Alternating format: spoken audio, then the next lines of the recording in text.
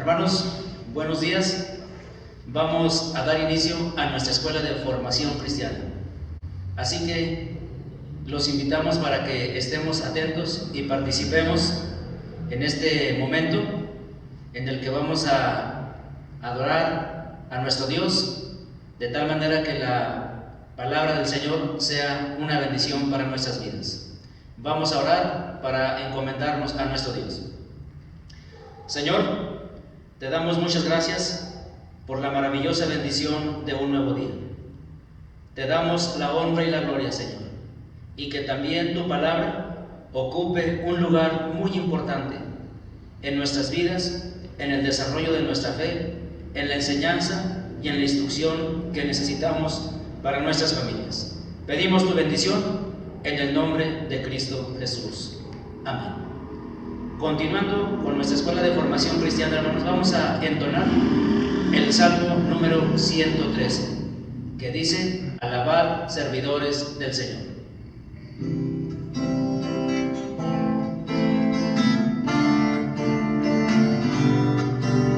Alabad, servidores del Señor, alabad el nombre del Señor, bendito sea el nombre del Señor, desde ahora y para siempre, desde la salida del sol hasta el ocaso, sea alabado su nombre.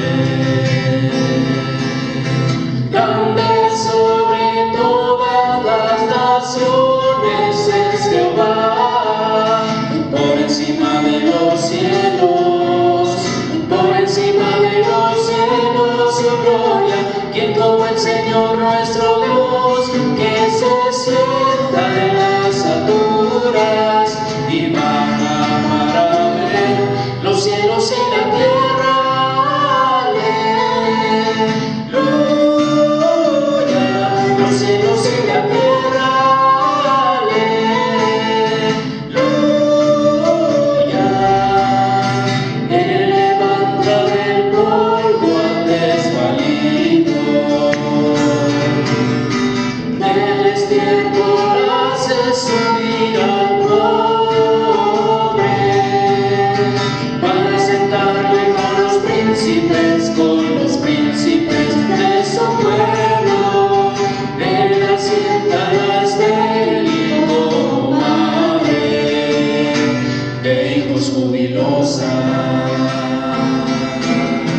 Grande sobre todas las naciones es Jehová, por encima de los cielos, por encima de los cielos su gloria. Quien como el Señor nuestro Dios, que se sienta en las alturas y baja para ver los cielos y la tierra. Aleluya, los cielos y la tierra. Aleluya, los cielos y la tierra. Hermanos, le vamos a dar lugar a la exposición de la palabra en labios de nuestro hermano Samuel Mejía. Queridos hermanos, buenos días. Vamos a dar inicio a este estudio. Vamos a iniciar con una oración. Bendito Padre, agradecemos, Señor, tu misericordia para con nosotros en este día. Gracias porque nos das la vida. Gracias porque nos permites ahora abrir tu palabra, escudriñarla, Señor. Y queremos suplicarte, Padre, que tú nos permitas ser hacedores más que oidores simplemente de tu palabra, Señor nuestro. Te pedimos también que permitas que nos dé aliento, nos dé alivio, Señor, nos dé fuerza, esperanza y haga más robusta nuestra fe, sobre todo en este tiempo de dificultad. Bendícenos, Señor, bendice a todos mis hermanos. Te lo suplicamos en el nombre santo de nuestro Señor Jesucristo, en quien te damos muchas gracias. Amén.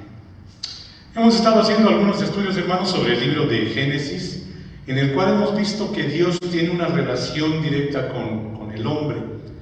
En muchos casos a este tipo de relación se le llama pacto que hace Dios con el hombre. Recordemos, hermanos, que los pactos se llevaban entre los mismos hombres, entre grupos familias o entre naciones mismas. Y el pacto que hace Dios con el hombre es muy especial, muy particular. En la Biblia se nos habla de varios pactos.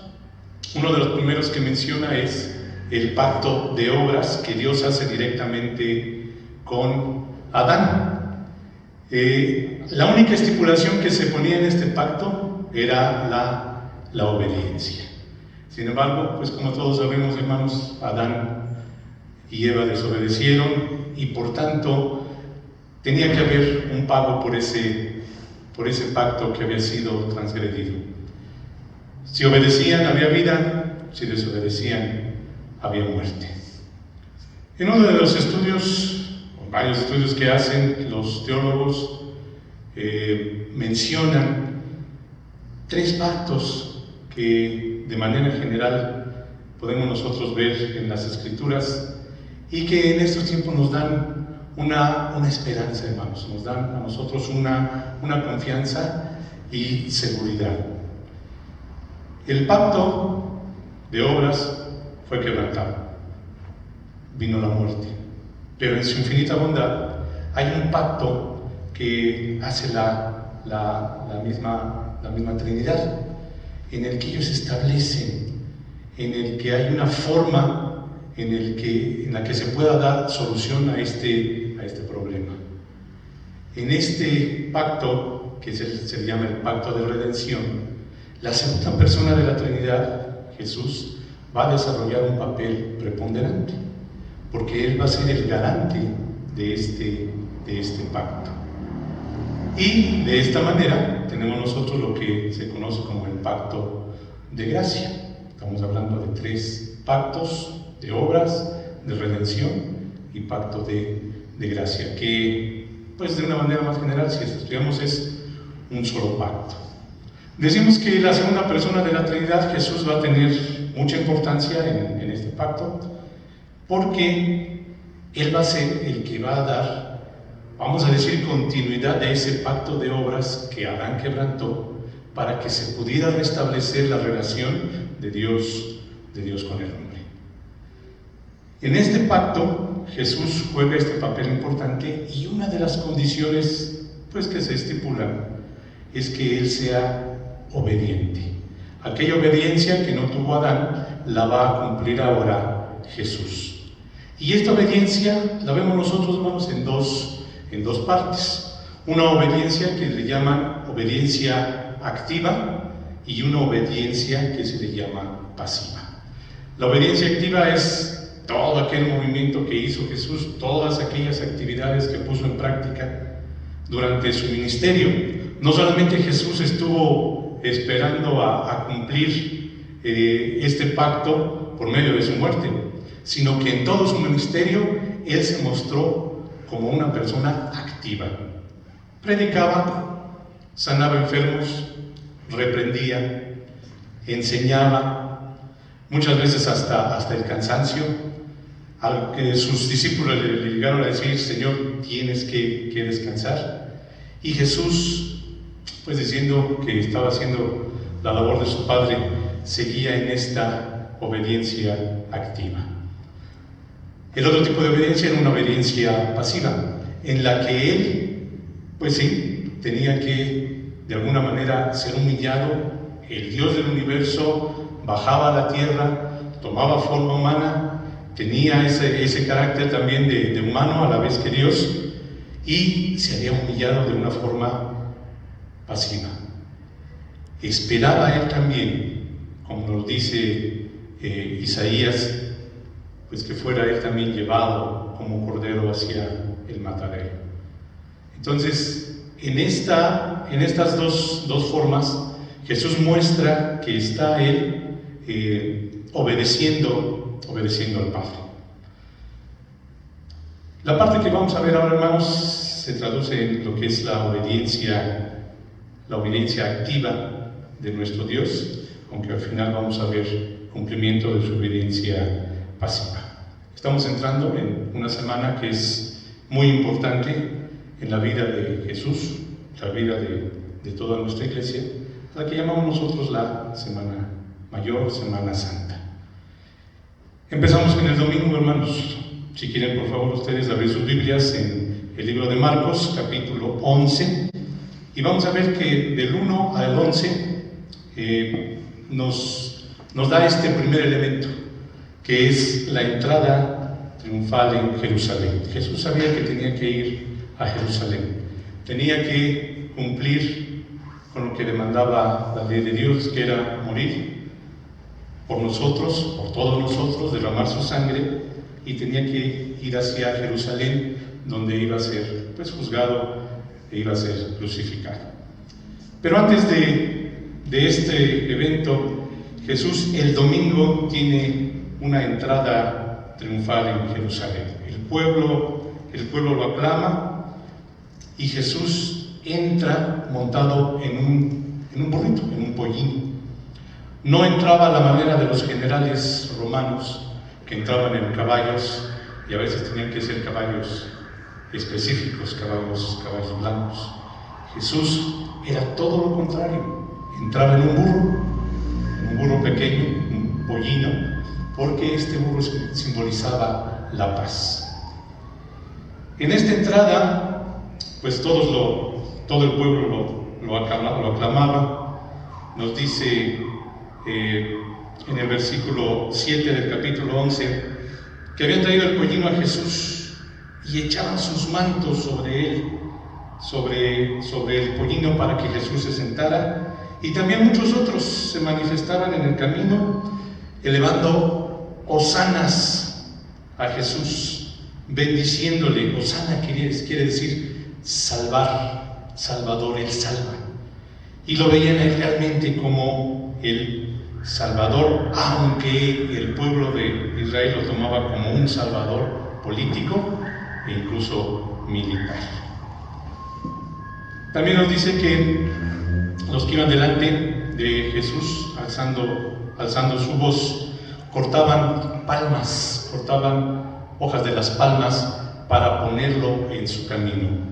Era una forma de manifestarle su afecto, de manifestarle también el respeto que él tenía y el amor, es decir, estaban allanando el camino, haciéndolo más suave, demostrándole que tenían un gran aprecio. Jesús entra en Jerusalén en ese domingo, y es por eso que se le denomina la entrada triunfal o el domingo de palmas.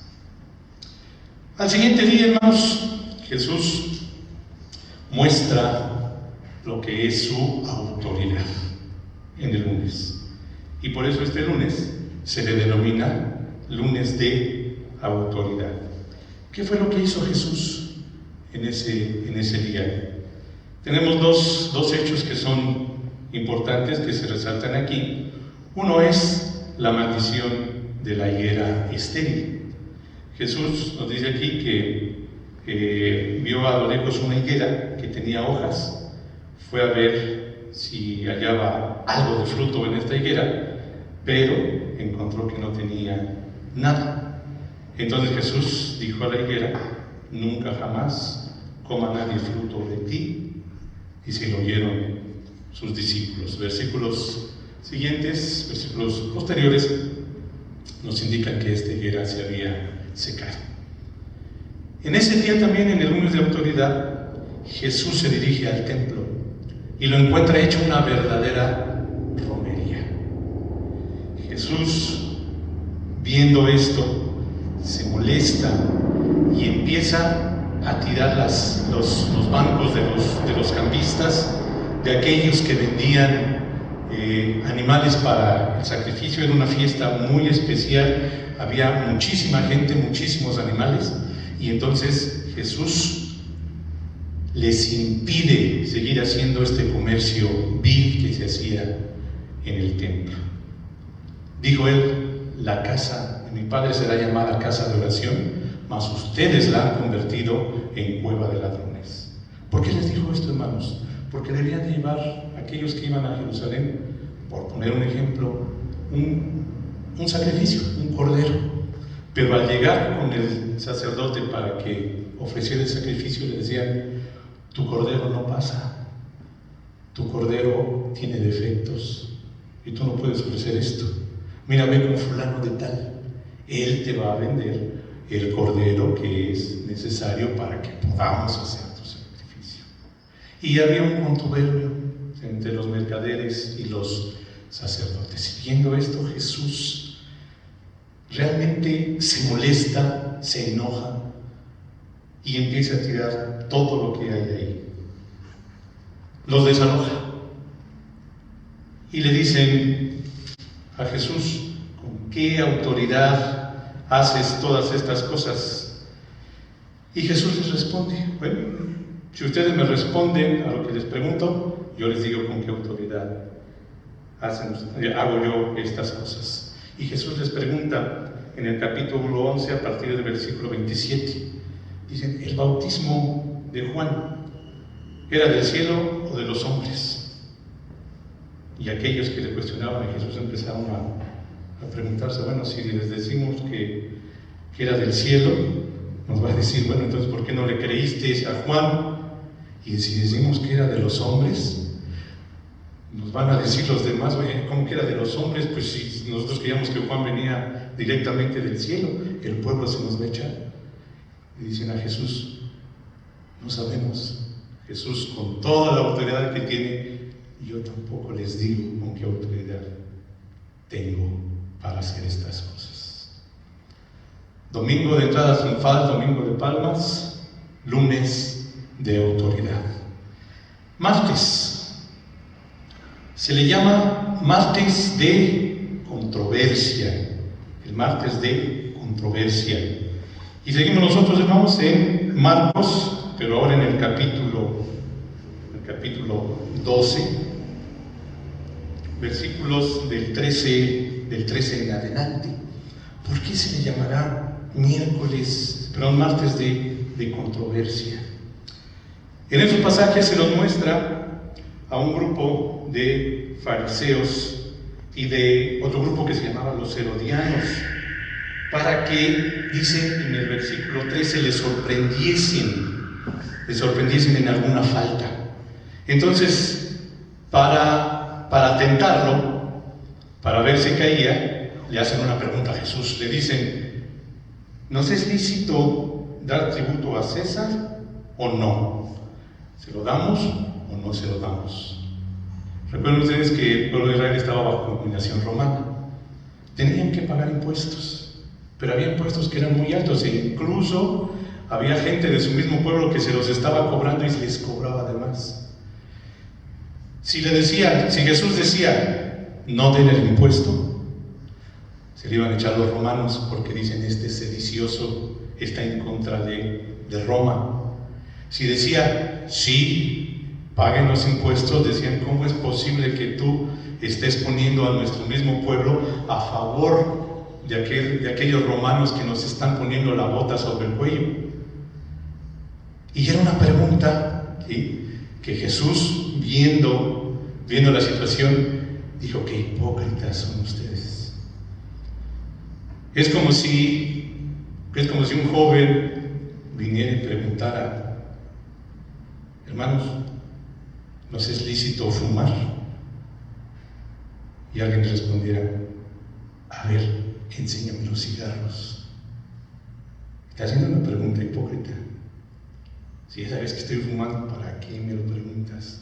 Y Jesús les da una respuesta que los dejó totalmente callados. Muéstrenme la moneda con la que pagan tributo. Le enseñan la moneda y en el versículo 16 dice: ellos se la trajeron y les dijo: ¿de quién es esta imagen y la inscripción? Ellos le dijeron: de César. Ahí está. ¿Tienes la moneda romana? ¿Por qué me estás preguntando si debes pagar tributo o no? Tú mismo te estás delatando que pagas el tributo. Ahí tienes la moneda de los romanos.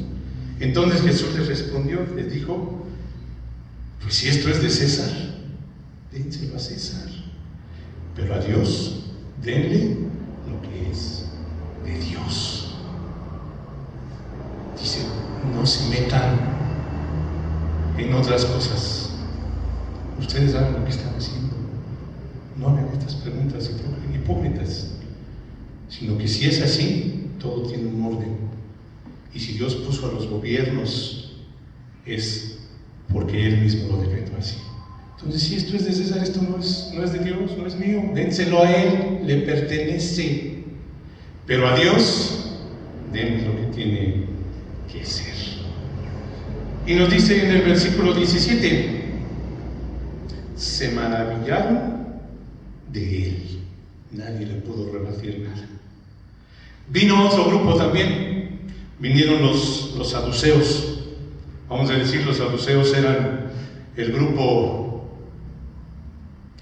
vamos a decir, el grupo fifí de ese tiempo.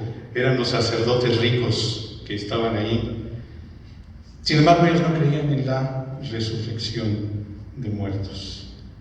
Y entonces le hacen una pregunta también para tentarlo. Le dicen, ¿no dijo Moisés que si un hermano muere no teniendo descendencia, entonces el hermano que sigue tomará a la mujer, y así el que sigue hasta que se acaben los hermanos? Nos dice, fueron 7 hermanos, dice que no dejaron descendencia. Y le preguntan, también pregunta hipócrita, porque ellos no creían en la resurrección. Estamos en los versículos 18 al 27 de Marcos 12.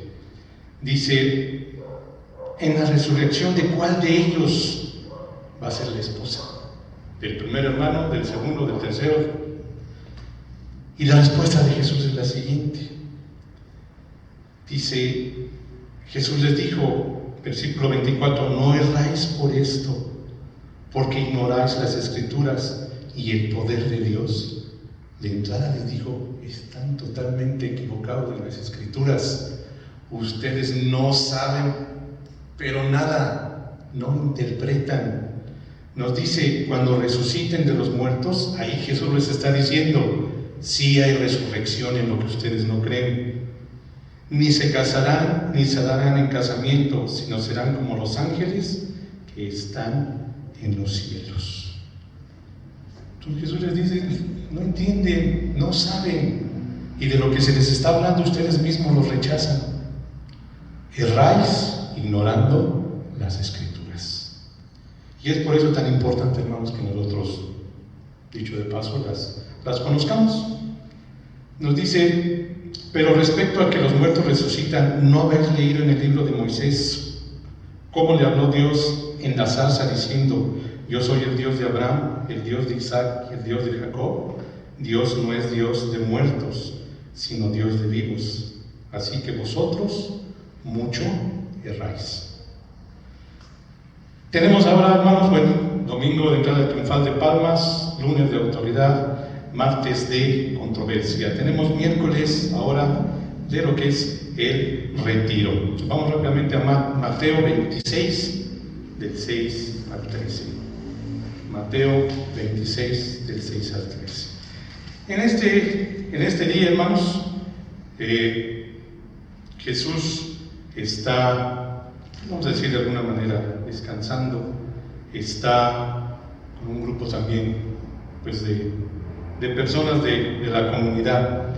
Pero en este día es importante notar que hubo una mujer que lloró,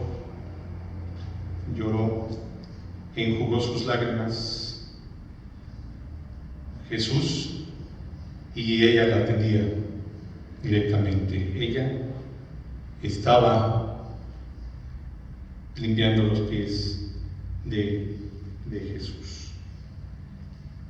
Jesús ha sido preparado para la muerte de esta manera, y por eso Él tiene este tiempo, pues, de retiro, de descanso. El siguiente día, el jueves, un día que hubo muchísimas actividades, muchas cosas que hizo nuestro Señor Jesús, y a este jueves se le llama jueves de comunión, porque fue el día en que Jesús tomó la última cena con sus discípulos. Les mostró también que el servicio era lo más importante para ellos. Jueves de comunión en el que se instaura la comunión para nosotros en recuerdo de lo que hizo Jesús en su vida, todos nosotros. El viernes, hermanos, el viernes es el día en el que Jesús es crucificado. Llamamos nosotros viernes de crucifixión. Tenemos entonces domingo, entrada triunfal de palmas, lunes de autoridad, martes de controversia, miércoles de retiro, jueves de comunión, viernes de crucifixión. El sábado, no lo llamamos sábado de gloria, hermanos, ni nos mojamos ese día, sino que es un día de reposo. Es un día que el judío tomaba como reposo, por eso en este día no hay actividades. Y el domingo, hermanos, todos los evangelios nos lo narran, nuestras hermanas de lo femenino lo recuerdan, que es el domingo de resurrección. Así es como tenemos nosotros, hermanos, en la obediencia de Jesús, contemplada toda esta semana. Recordémoslo, guardémoslo. Recordemos también que el Señor, en su obediencia, nos ha dado la vida. Que el Señor les bendiga, hermanos. Muchas gracias.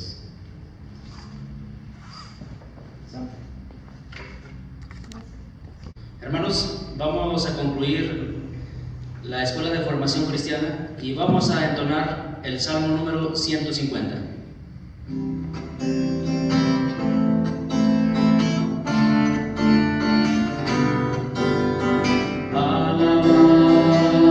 Nuestro Dios en su santuario, en la hermosura de su cielo, por sus proezas alabad, alabadle a Él, alabadle por la grandeza de su nombre, con el sonido de bocina, salterio y arpa a la vez cantar, alabadle con el alegre pandero, con el canto de la danza, cantan con gozo al Señor.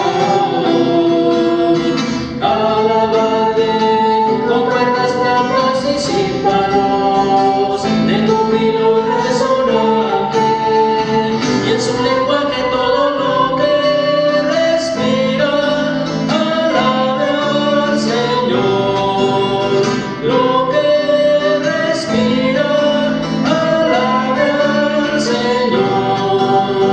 Alabad a nuestro Dios en su santuario, en la hermosura de su cielo, por sus proezas alabad, alabadle a Él, alabadle por la grandeza de su nombre, con el sonido de bocina, salterio y arpa a la vez cantar, alabadle con el alegre pandero, con el canto de la danza, cantan con gozo al Señor. Alabadle con cuerdas, flautas y címbalos, de júbilo resonante, y en su lenguaje todo lo que respira, alabe al Señor. Lo que respira, alabe al Señor. Amén.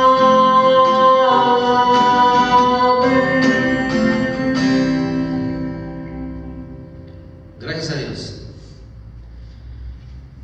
Señor, te damos muchas gracias porque sabemos que tu palabra es fiel y verdadera y que en esta mañana nos ha hablado para recordarnos la participación, el ministerio y la obra que desarrollaste aquí en la tierra, como una introducción general a lo que habremos de meditar en esta semana. Pedimos tu bendición, Señor, en el nombre de Cristo Jesús. Amén.